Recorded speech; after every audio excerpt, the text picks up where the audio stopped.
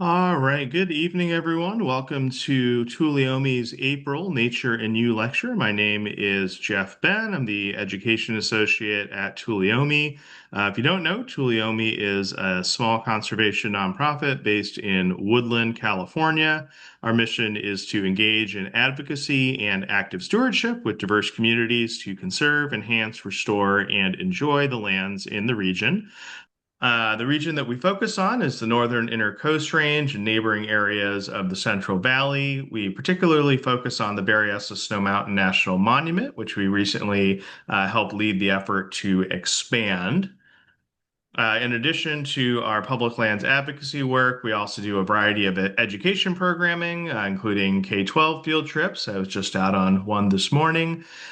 We do natural history articles in our newsletter, and of course, we have this monthly lecture series. We also do a range of adventures programs, including hikes, trail building days, wildflower tours, and our youth boot bank, which provides free 6-month loans of hiking boots for kids. If you'd like to learn more about these or any of our other projects, you can do so on our website, tuleyome.org. So on to tonight's lecture. This lecture series is supported in part by donations from folks like you. So if you haven't done so already and are able to, we'd greatly appreciate a donation to support all of the good work that we do. We're very lucky tonight to have Dr. Max Stevenson with us. Max is the Putah Creek Streamkeeper for Solano County Water Agency and the Lower Putah Creek Coordinating Committee. Max earned his PhD at UC Davis in plant ecophysiology. And tonight he is going to be talking to us maybe a little bit about plants, but more about salmon in the Putah Creek Watershed, which I think is a pretty fascinating local topic.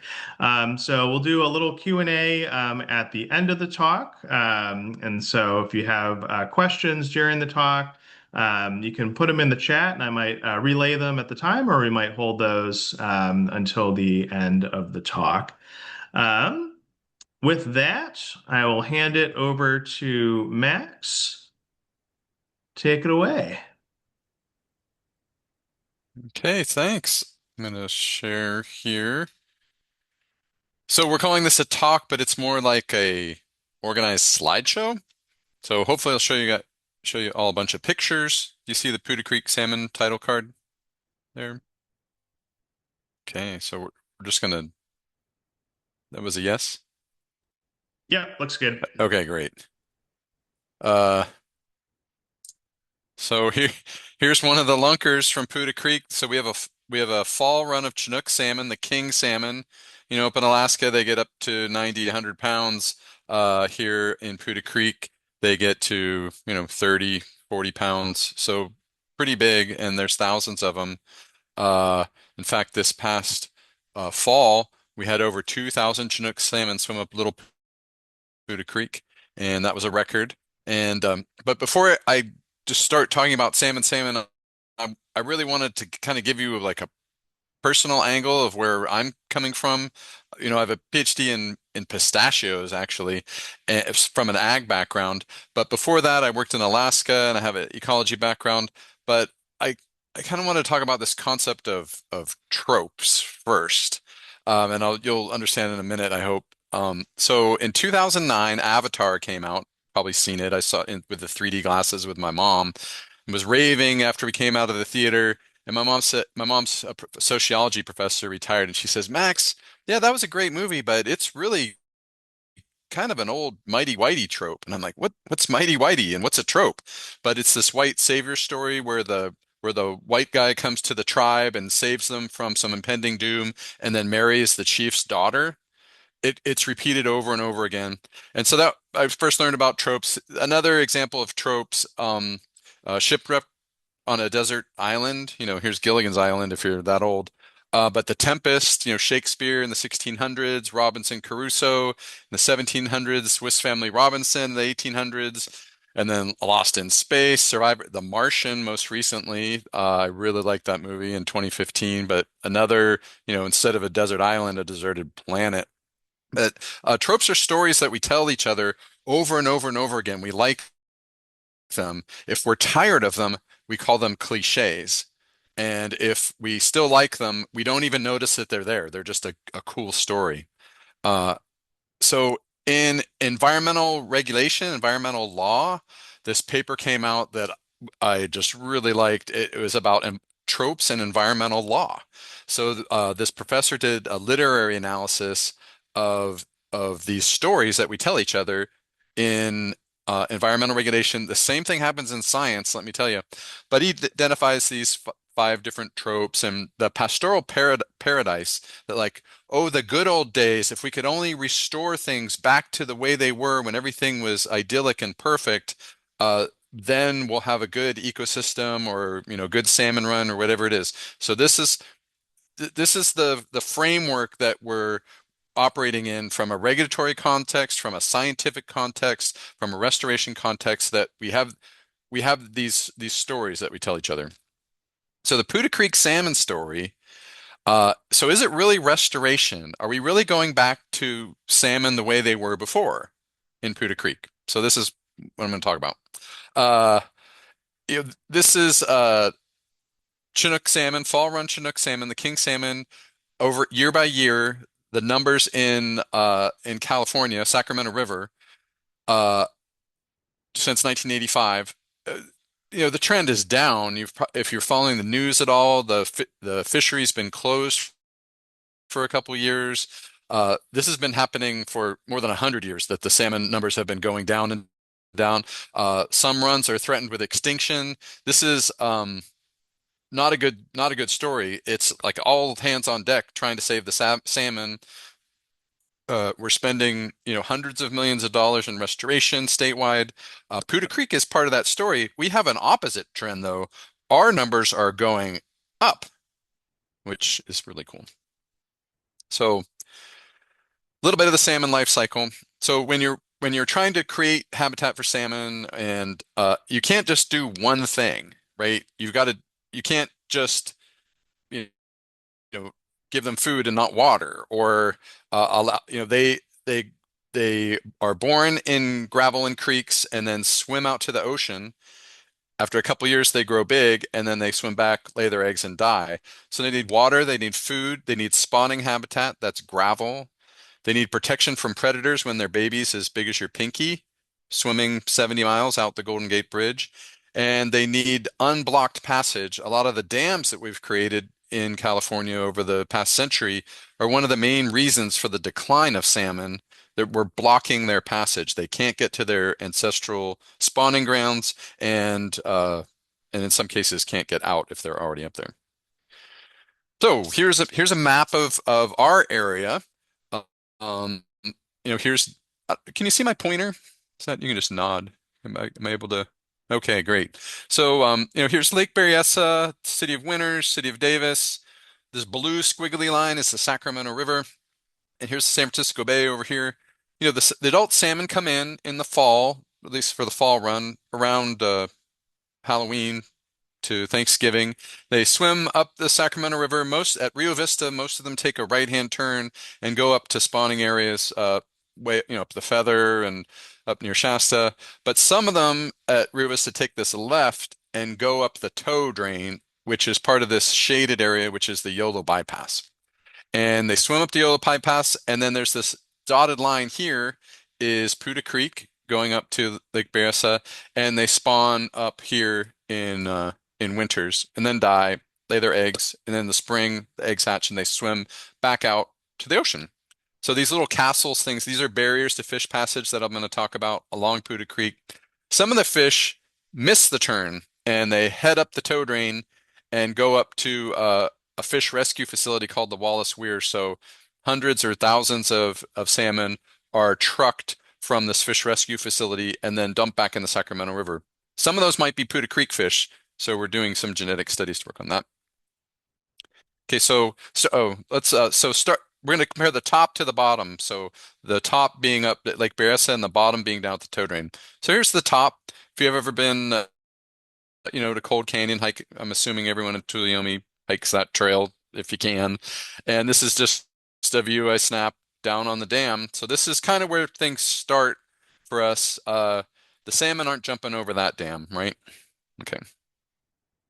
Now, if you go all the way down to the bottom side, 35 miles away near West Sacramento, this is what Putah Creek looks like. This is cutting straight through the Yolo bypass, go up into the hills towards, we're looking due west right now. And then this waterway right in front is the tow drain. So this is where the Putah Creek meets the tow drain. And not many people get down here to look at this. We're behind a locked gate and on a bureau levee. So this is so the Yolo Bypass Wildlife Area has installed some signage along Putah Creek because Putah Creek doesn't, it doesn't really look like much, and so they're letting people know that hey, the salmon are in the creek. So we're going to go a little bit back in history for Putah Creek historical photos. So 1950s is 1957. This is construction of the Putah Diversion Dam that makes Lake Solano. And we're looking towards the city of Winters. This little hill in the background is just west of the city of Winters, so you can almost see Winters from this picture. And when this is completed, where those trucks are, is going to be Lake Solano and Lake Solano Park, and then downstream is Creek. So today, from the same spot as best as I could find it, this is what it looks like. All these trees you cannot see down to Winters, and then here's Lake Solano. Uh, Here's another photo. This is the pedestrian bridge, the railroad bridge, and the car bridge down at in Winters. Look at the bottom here. This is all gravel. So this is pre-construction of Berryessa, and this is what it looked like. There were no, it was big gravel bars, no trees, no like riparian habitat that we think of today. And this is standing on the railroad bridge looking downstream. This is what it looked like in 1955, braided gravel area, and and then today, this is standing from the same spot. It has definitely changed since the dam. Now, why? There's a bunch of, reasons we can guess.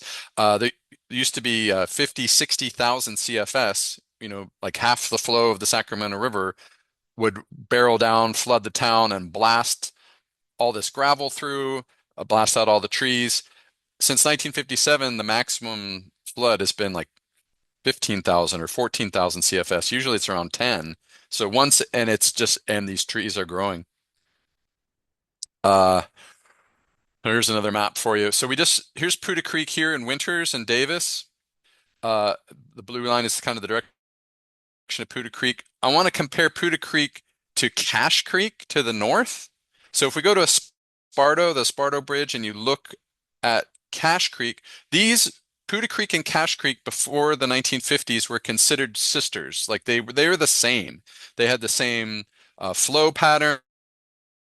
They tended to dry up in the summer. They had big gravel bars. And so here's what it looks like today at Putah Creek. And then we're going up to Cache Creek. This is what it looks like at Cache Creek, just like it used to look at Putah Creek. So what's the difference? Well, the difference is the dam and how it's operated.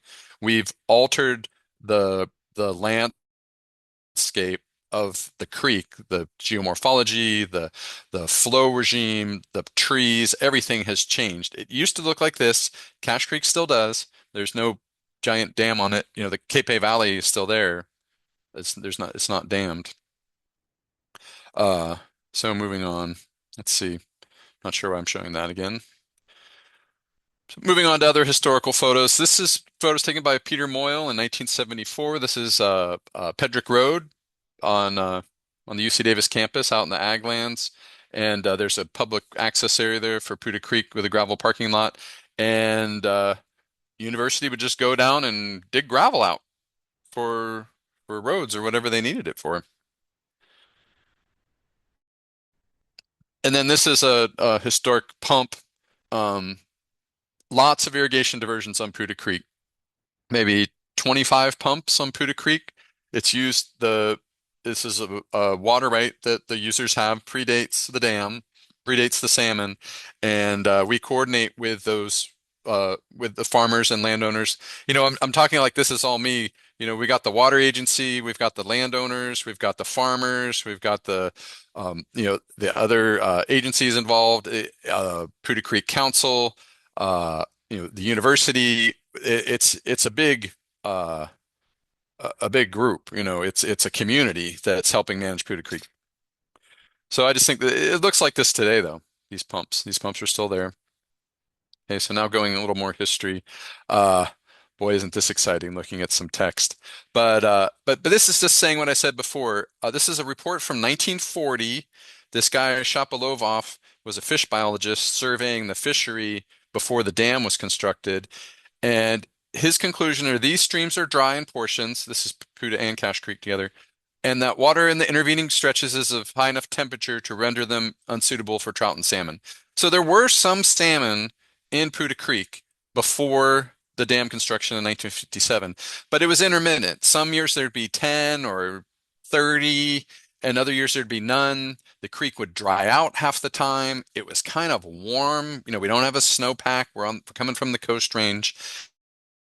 And actually, in another part of this uh, report, he laments that we don't have this. If we only had a source of cold water, we could draw in all this fall run Chinook salmon. We'd have a great salmon fishery. Hmm. Well, we have cold water now, so keep that in mind. Yeah, I'm just going to skip over this. Okay. So that's a little bit of the history of Putah Creek. It's the salmon, how they were here, but it wasn't like a big run like in other areas of the state. And the creek would go dry and it would, before the dams, and it was an intermittent warm stream. So come Putah Creek Accord. Well, the early 1990s, there was 80, 88, 89, 90, 91, terrible drought. The creek dried out. This is Davis Enterprise in July 1989. And, I think I'm missing a slide here.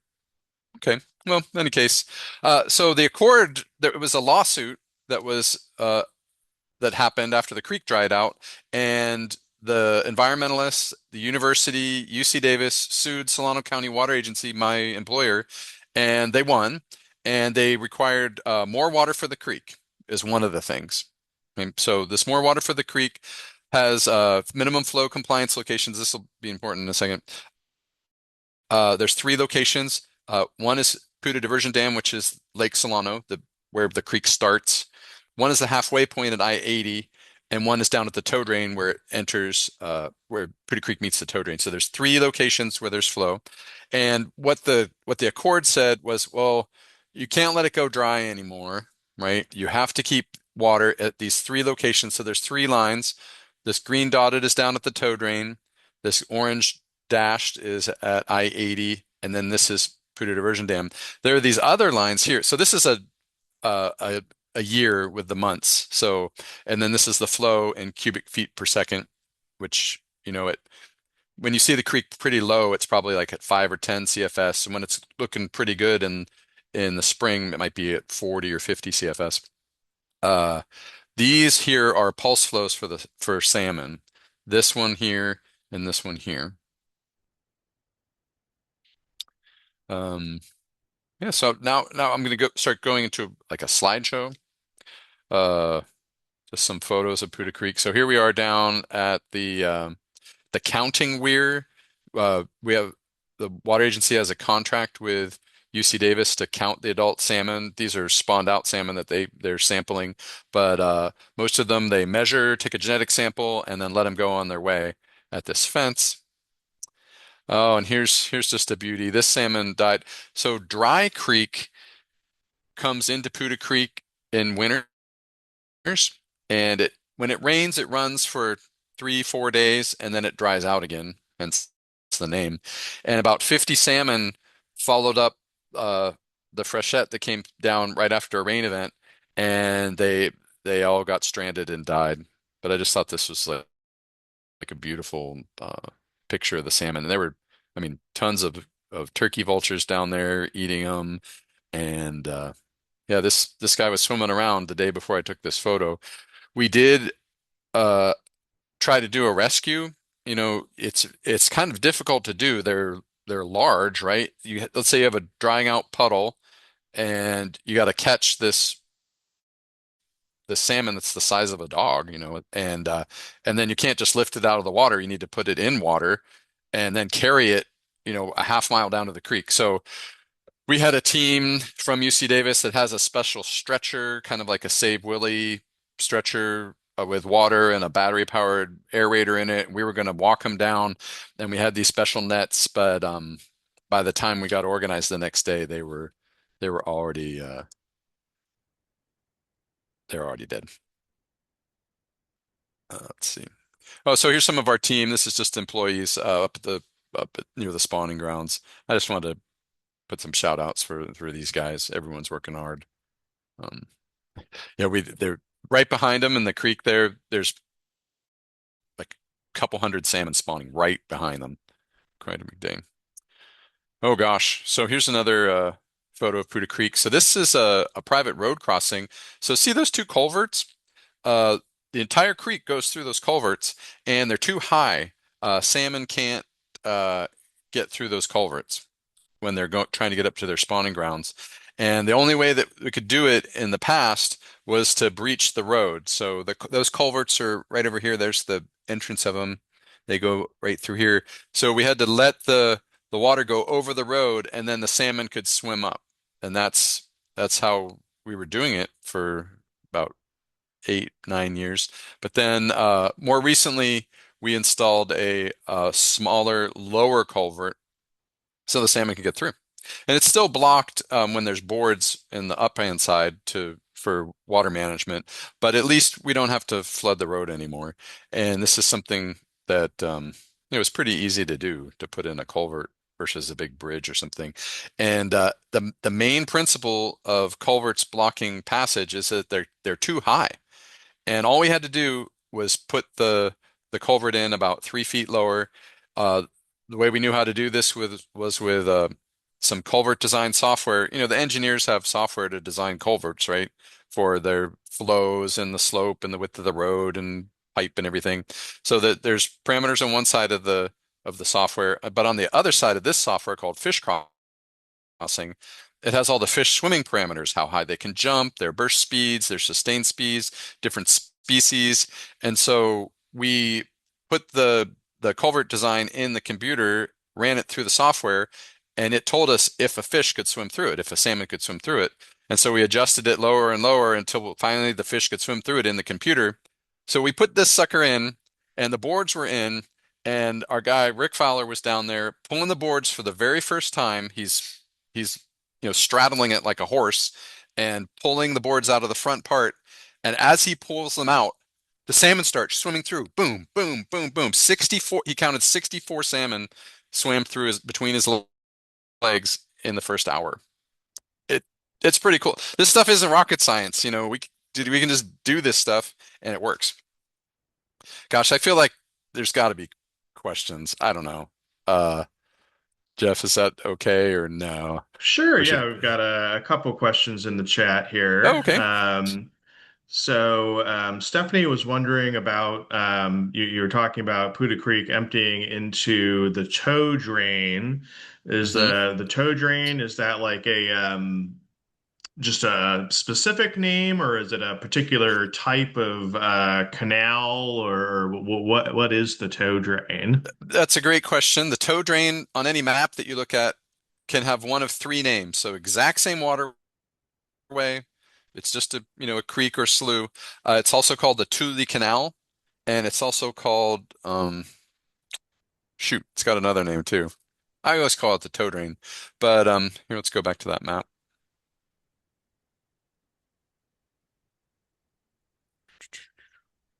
So uh here's the river, and then this is like wide slough area. You can drive a boat all the way up to here until you get to the Lisbon Weir, and then it's probably 100 feet wide and 8 feet deep, and it flows. It's in the summer. It's at the low end of the Yolo bypass, so all this area is farmed and it's sloped towards the river, right?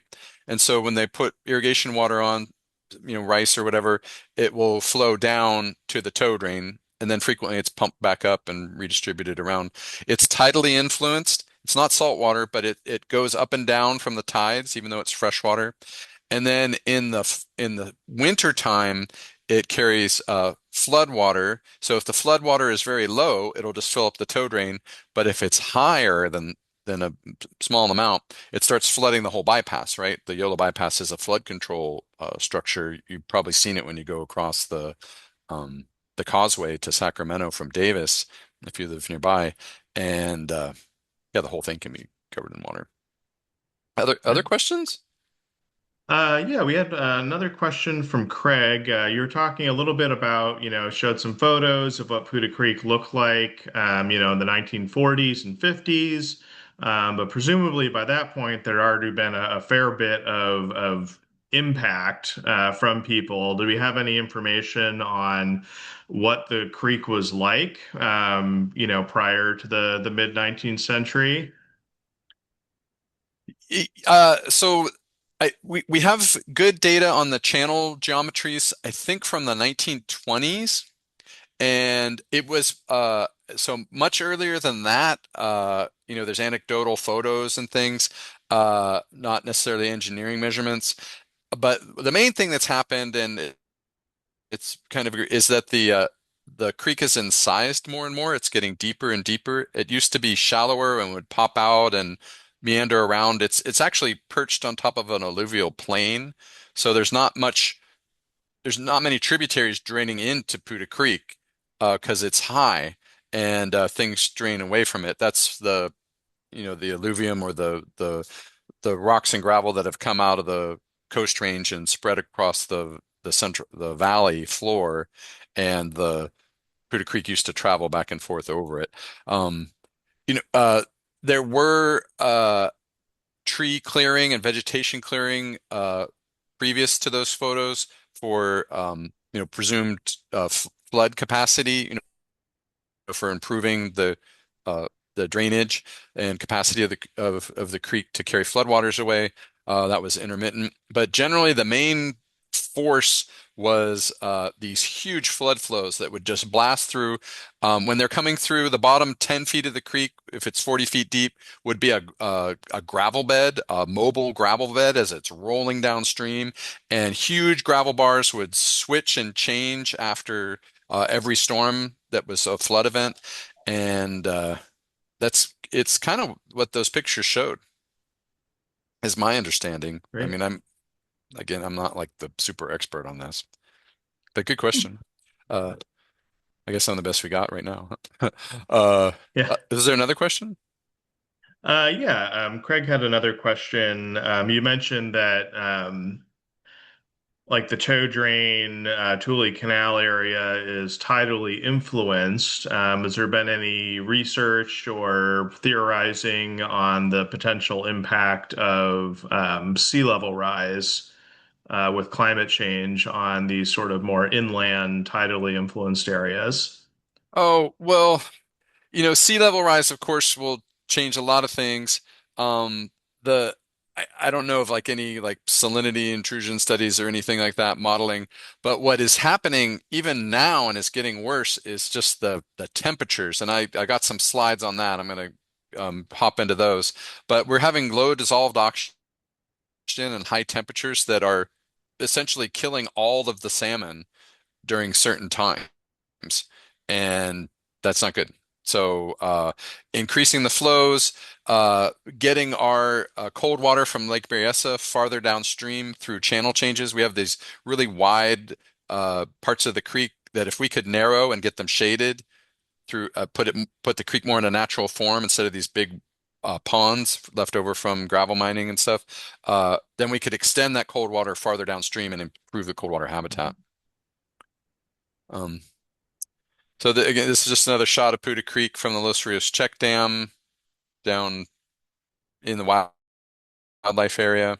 So this is what the check dam looks like when the boards are out, and the salmon are coming up through this right in this picture. I mean, it doesn't look like much, but this is Putah Creek, and this is what it looks like during the salmon run down in the wildlife area. And October 31st might be hunting season. I don't know if you can get down there, but generally this is open to the public. It's parking lot G, and you can head down into the wildlife area any day of the week and check it out for yourself. It's pretty interesting. Oh, and here's kind of what it looks like in the summer. This is again Los Rios Check Dam. Uh, when it's blocking the water, we have new ideas about how to manage with it. Obviously, salmon aren't going to come in, or are they going to get out? And so now we have permanent flow rules to keep the flow going over the boards, and we're working on that. Just another picture of the check dam. Um, so this is what the salmon aren't going to jump over this, right? So what do? So you put in a fish ladder. So what? So again, here's the location of the Los Rios check dam, down near the tow drain, about a mile upstream in the Yolo Bypass Wildlife Area. It's public land; you can go in there, except during hunting season, unless you're a hunter. And here's my daughter, and here's the check dam again. Uh, so those boards are represented by this green bar, and so upstream, the water level's higher for running those pumps that I showed you earlier, and it's lower here, and obviously the salmon can't jump that high. Although the record high jump for Chinook salmon is 11 feet. But usually you want to plan a fish ladder with 1 foot jumps. So Fish and Wildlife, CDFW, California Department of Fish and Wildlife. They have a guy. He lives in Davis, Mark Guard. He is a PhD engineer, fish passage guy. So and he said, "Oh, well, why don't you just make your own fish ladder out of wood?" And we said, "Okay, let's do that." So we planned it out. We made this cartoon, and we bolted it together in our yard and made sure it worked. And then we installed it. The guys went out there with their excavator and we load. We thought it was going to be really hard to get this thing into position, but it floated like a canoe and we just pushed it right in. And then we put in all these legs and stuff, which I'll show you a video of that. This was so this is underneath the fish ladder, kind of looking up at all the legs. The legs are kind of the downfall. I mean, our guys were like bolting underwater for a couple days, and it's not exactly safe or that comfortable. And but it did work. But we haven't done it since. We did this 2 seasons ago, and we basically can't do it again because it's too hard and too dangerous. And so we hired an engineering and fabrication company to design one with like lunar lander legs that would just like slide them into position so we're not bolting underwater. And they wanted like $500,000 for it. And we're working on a project right now to make a permanent fish ladder, like a fish way, a little channel, a bypass channel. And we're working with the wildlife area and river partners, if you know them. And that's a $800,000 planning grant doing the engineering and permitting. So we didn't really want to spend $500,000 on a lunar lander type uh, fish ladder when we were only going to use it for another year or two more. So basically, the way we deal with it is you just take the boards out, right? So you just take the boards out, and then like that picture I showed, they could just swim through. The trouble is the farmers and the duck hunters need to put water in for the ducks for wetland habitat at the same time. So they want to pull the boards after Thanksgiving. Well, that's at the end of the salmon run. We need to pull them out at like 1st of October. So that so it's this mismatch in time. What else is going on here? Oh, so everyone asks about the salmon, how many salmon? And you know what? They're only asking about the adult salmon. Nobody ever asked me about the baby salmon. And but they're important too, right? They grow into the big salmon. Uh, but a little story first. So I wear salmon shirts a lot, like salmon in Putah Creek, and I'll be at the grocery store, and someone will come up to me and like tap me on the shoulder and said, "Why are you wearing that shirt? There's no salmon in Putah Creek." And I'm like, "Yeah, there is. We got like a couple thousand last year." No, I think that's wrong. And I said, "No, that's my job. I like actually count them. I lift them up and count them. There are salmon in Putah Creek," and they're like, "Really? Really?" So anyway, people are interested in the adults. The babies in the spring, when they're as big as your pinky finger, they swim out all the way to uh, the ocean. And so over here, this is called a rotary screw trap. It's like a pontoon boat, and it funnels most of the water into this box, and you can, uh, this is the UC Davis team, count the baby salmon. Oh, I even have a video. And this type of a fish trap is specifically for migrating fish. So fish that are just swimming around in the creek, they don't go out into the middle of the creek. They stay undercover. So fish that have decided to travel 75 miles out to the ocean, they get into the middle of the stream and move downstream. And this type of trap catches migratory fish because it's out in the middle of the stream. And this is what they look like. This is a baby Chinook salmon. And so we'll get maybe 30,000 of them in the trap. That's a lot of fish.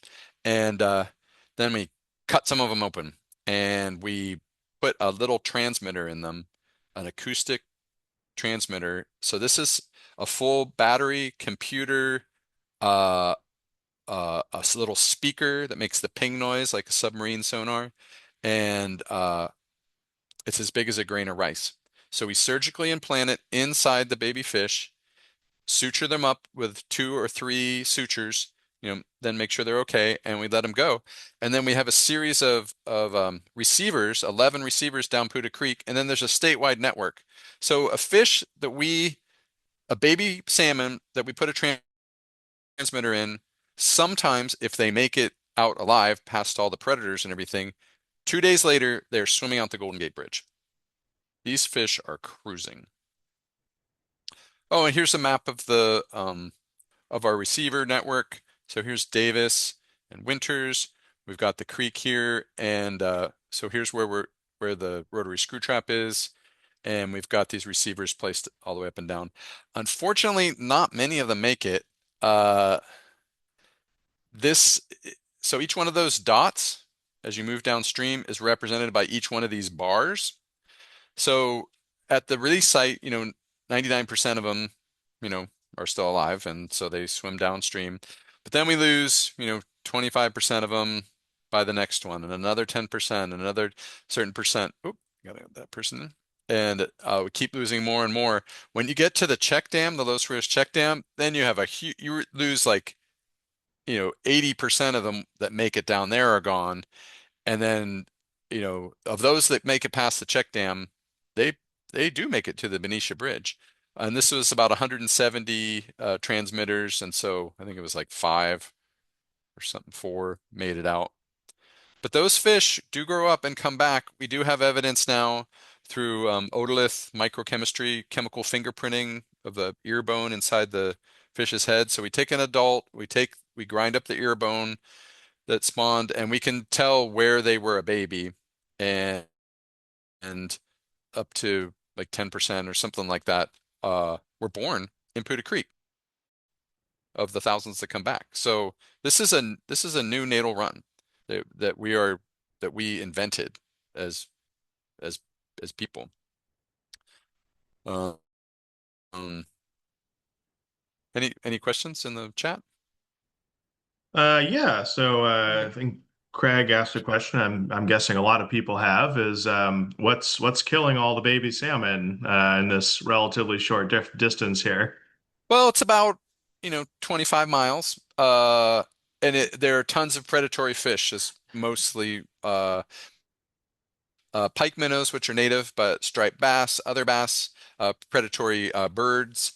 And there's an extreme lack of cover in Putah Creek. One of the main things you do when you're doing a restoration project for salmon and other fish is you put logs back in the creek, and it's called large woody debris. That's a scientific term, large woody debris.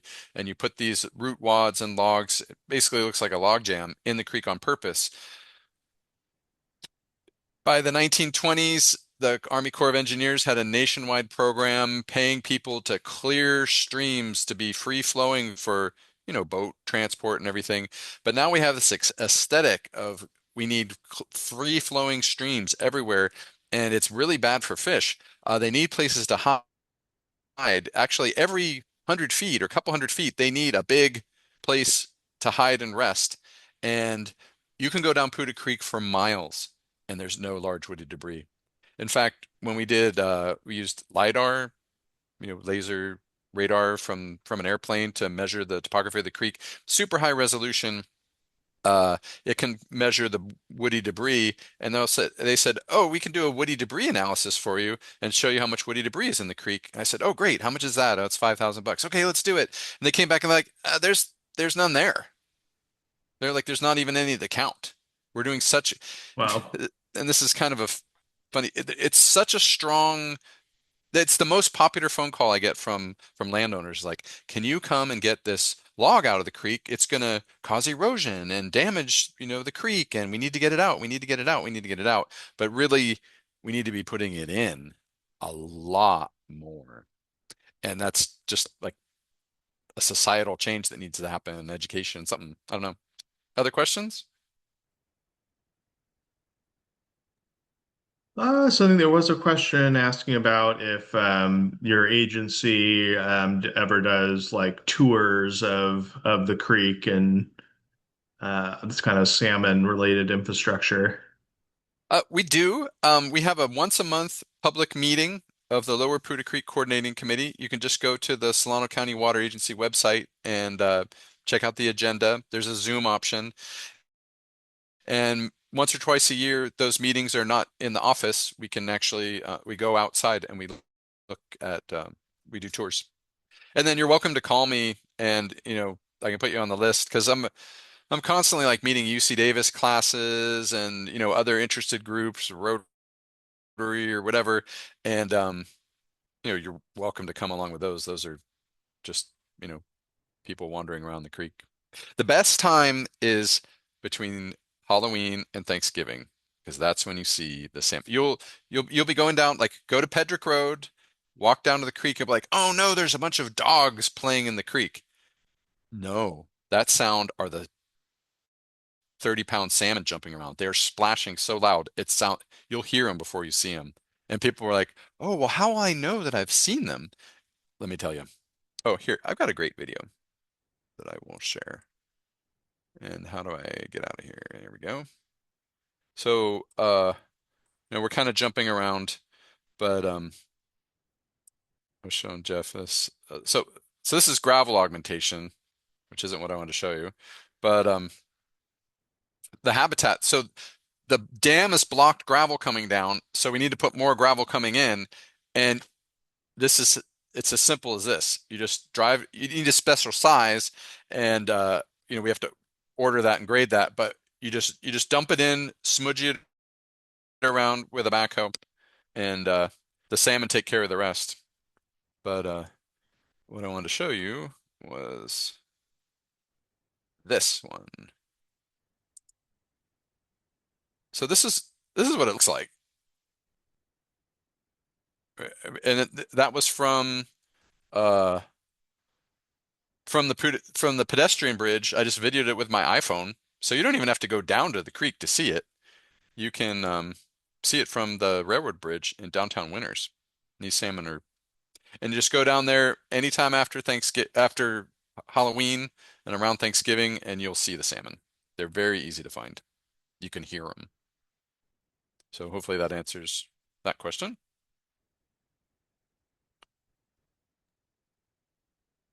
So relating to the issue with needing more large woody debris in the creek, Barbara was asking about beavers. And I know we have beavers in the general area. Is there much in the way of beaver activity along the creek? Is there any efforts to encourage them? Yes, there are beaver in Putah Creek. There are many beaver in Putah Creek, and they make dams as they do. Uh, you know, uh, the book by Ben Goldfarb, Eager, about the natural history of beavers. It wasn't like a bestseller, but it was very popular, New York Times type book. Excellent, excellent natural history. In general, beavers are beneficial for salmon, except in a very limited situation with low flow and low slope, which is Putah Creek. They can block the up migration of salmon, and during these low flow periods, excuse me. So we have to go through by hand and notch the beaver dams to let the salmon come in. It's a tremendous amount of labor from our staff and others. You know, we want to figure out ways to allow them to pass without disturbing the beaver dams. But the beavers build them back in like 2 or 3 days. One of the farmers was like, "Hey, I got a dynamite permit. That would like no, don't dynamite the beaver dams." Uh, so in general, the rural community, like the farmers, water managers, wetland managers, they hate beavers. They hate them. Uh, it's they just cause so much hassle and work and destruction that it's very difficult. The Occidental Arts and Ecology Center over in Marin, they got a recent $5 million grant to promote beavers, which is a good thing. And they called me and they're like, "Can we promote beavers in Putah Creek? Can you hook us up with some landowners?" And I was like, I don't want to get fired. So to answer your question, we're not promoting beavers, but we're not getting rid of beavers. Kind of the history of the density of beavers, I think it was around 2004 or 5, way before my time here. Uh, there were documented like 40 or 50 beaver dams, and then there was that 99 flood or 97 New Year's flood, really big flood, uh, wiped them all out. And now there's very few. There's maybe a dozen that are regularly there.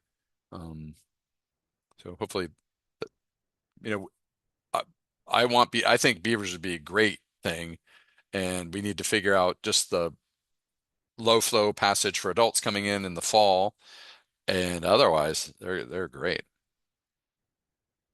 Any other questions? How are we doing on time? Oh gosh, we're out of time. So let's just go to this graph because this is what I think some people want to see. From current slide. This meeting's being recorded. Okay. So this is the history of salmon bigger runs on Putah Creek. So between 2004 and 2012, nobody saw any salmon. I think 2003 they saw like 40 or something, and then before that, you know, 10 every decade or something. Very few salmon.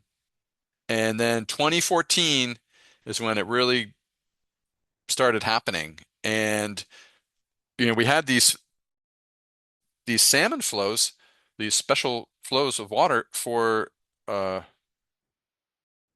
for like 15 years. We started in 2000, there was no salmon, 2004, no salmon, 2005, no salmon. Like we're releasing the water. What happened was about $25 million in restoration. We started uh, creating the habitat for them, timing the opening of the check dam, and then we started getting better numbers.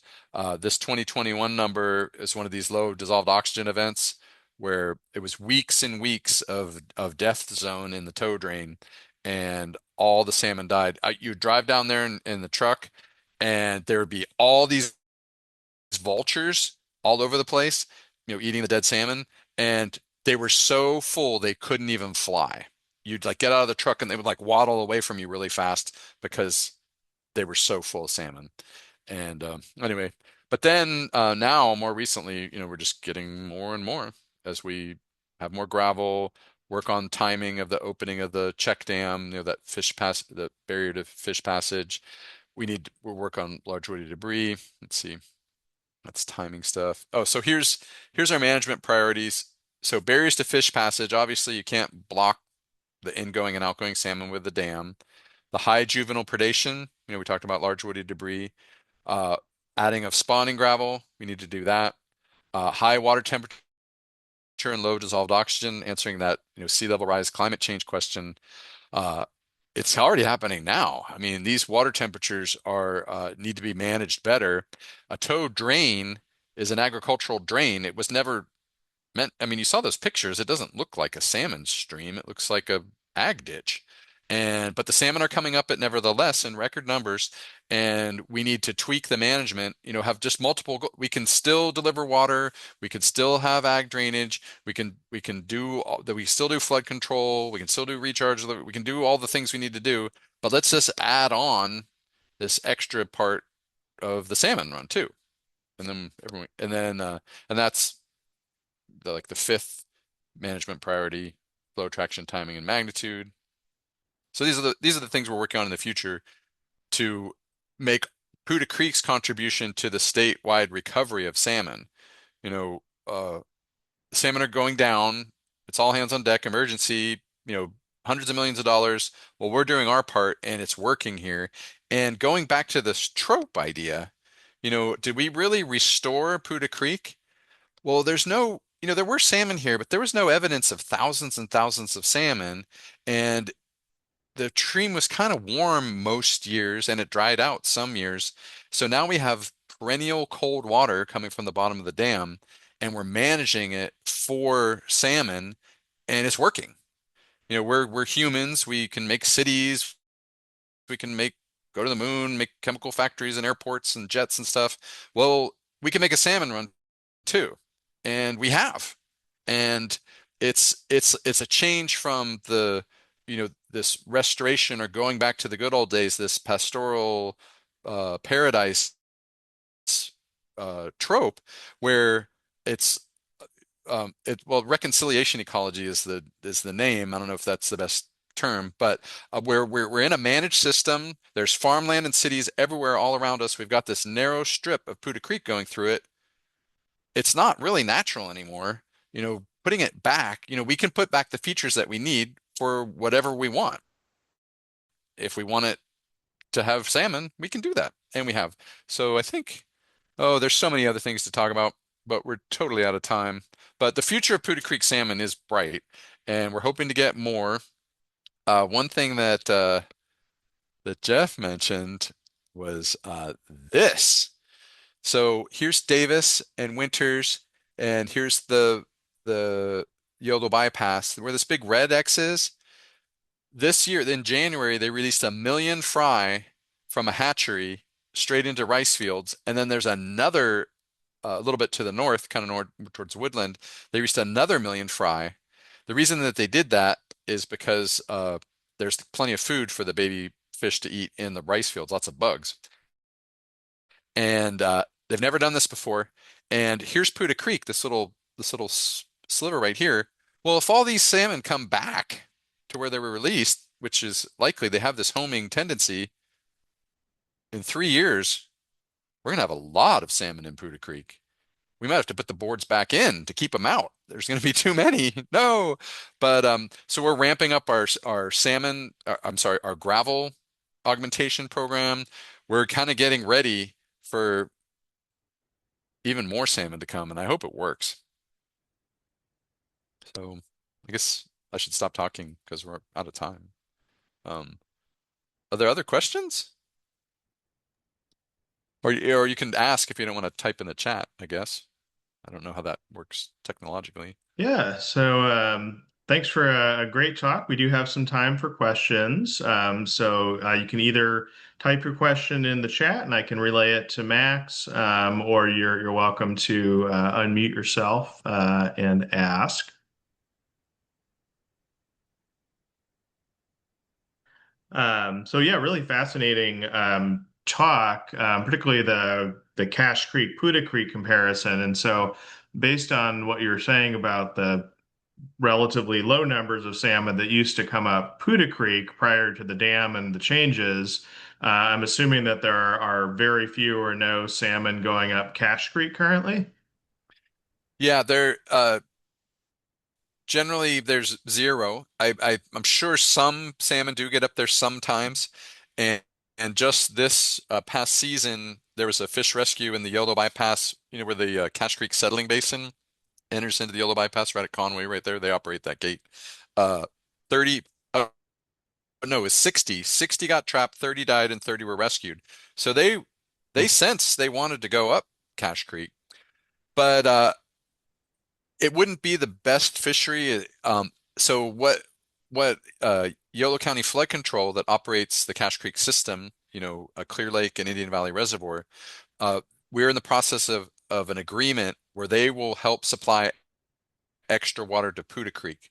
So their, irrigation system is going to contribute to the recovery of the salmon, but not directly putting water in Cache Creek because it would just sink into the gravel and we don't know if it would work anyway, but supplementing the flows in Putah Creek for optimization of our pulse flows, maybe by exchange, and there's a lot of details to figure out. But we're in the middle of talks right now to try to do that. They already signed on uh, for the Healthy Rivers and Landscapes program. I mean, that's kind of a whole nother topic, but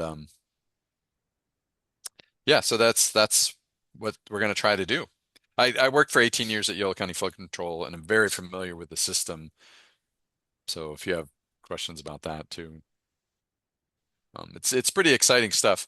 The water managers of today are, they're doing flood control and water supply delivery and groundwater recharge and natural system management. That's just another one of their charges. And they know they've got to do it to protect their water rights, or, the state or environmentalists will take the water away. And it's the right thing to do. Everyone wants to do it. We're building the science on how to do it. Build it and they will come kind of thing, like in Putah Creek. If we add these management goals to the plate, the all the water managers that I know, the general managers of water, they're like, bring it on. Yeah, let's do it. We know how. We've got the infrastructure. We've got the guys with trucks. We're just going to work with the scientists and figure out how to do it better. Working landscapes concept. Any other questions? Yeah, so Stephanie was wondering, in light of the, potentially increasing numbers of salmon, do we have a sense of what the capacity of Putah Creek is for salmon spawning, based on current flow rates and gravel beds and all that stuff? That's an excellent question. Kind of, so we had around 2,000, 2,100 record number last year. Uh, Based on estimates and some measurements of gravel and density of their nests and such, we're thinking about 5,000, so 2,500 pairs. So more than double that we have now. But as we add more Hmm. gravel, we're doing an analysis right now. It's mostly the depth and velocity of the water has to be with a certain depth and a certain speed for the salmon to lay their eggs. But if it's mud, they can't do it. They got to lay it in gravel. So we've identified all these areas with measurements and a flow model where the depth and velocity is good, and there's a ton of those. There's just no gravel. So if we put in, it'll be like the magic pixie dust, and we're just going to dump more gravel in. Some of these spots are really hard to get to, though. There's no way to drive a dump truck down to them. So we're gonna have to figure that out. But you know, probably 10, 20,000 is possible. Butte Creek, a little bit bigger, but similar size. Uh, that's how many they would have, like tens of thousands. Hmm. So if we double before I retire, that would be amazing. Get up to 5,000. Nice. So another question I thought of. So you had 2,100, or several thousand salmon, adult salmon, right? Um, and then they die in Putah Creek. What's eating them? I've read about in the Northwest and Alaska. It's a major source of nitrogen for bears and all of that. What's primarily eating the salmon? Is it just vultures like you were talking about, Well, or? we have photos of bears eating Putah Creek salmon. We have photos of bald eagles eating Putah Creek salmon. We have photos of deer eating Putah Creek salmon. I don't know what the deer are doing, but with the bears and the bald eagles and the salmon, it seems it's like, are we in Alaska? Like Alaska and Yolo County? Like what's going on? So our next project at the water agency is to install glaciers up in the headwaters.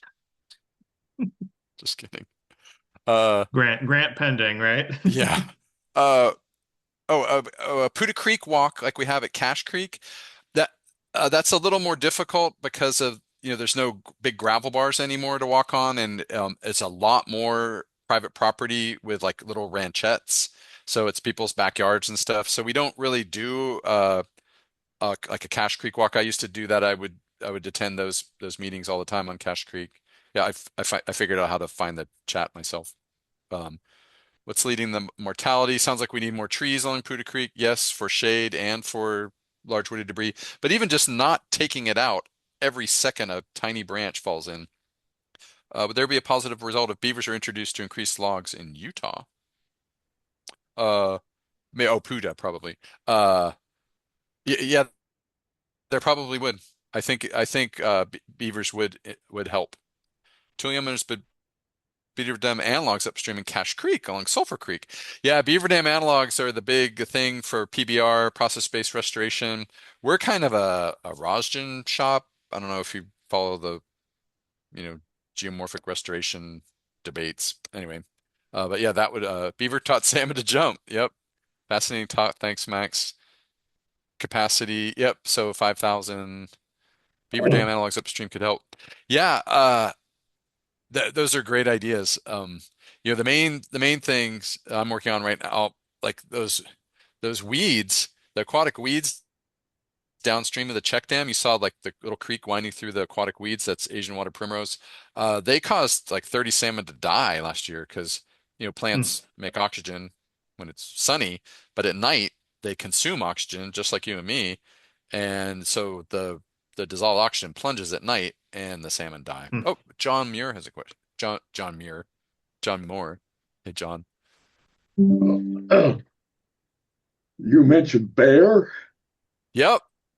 Yep. which is certainly surprising to me. You In know, fact, down at Pedrick Road, there's on the UC Davis campus, the ag lands, the research lands, uh, very close to Davis, the bee, uh, the honey guy, the bee box guy. What do they call the bee people? Someone that owns bees, apiariist. Anyway, a Yeah. beekeeper. The beekeeper, he's got like 30 boxes down there. The bear came and just destroyed them, like just ripped them completely apart. And I think maybe bears like honey. And so he put him, he fixed them all and put them back together. He has to have electric fence around his bee boxes because the bear comes and smashes them all up to get at the honey. And so now he has electric fence around them. And on the banks of Putah Creek at Pedrick Road, very close Hmm. to town. Yeah, that was last year. Well. Um, All right, so I think we're about at time here. So thanks again, Max, for a great talk, an interesting Q&A. Our next Nature and You lecture is going to be on June 25th. That's going to be with Madeline Drake, who's the Deputy Secretary for Biodiversity and Habitat at California Natural Resources Agency. She's going to be discussing the statewide 30 by 30 initiative, which I think should be pretty interesting. So you can sign up for that one on our events page, and we'll be getting the rest of the year's talks posted up there, hopefully in the next month or so. and thanks for having me, and thanks for coming, everyone. I really appreciate it. And reach out to the water agency if you have, my email's online and just or give me a call. Pretty, call me anytime.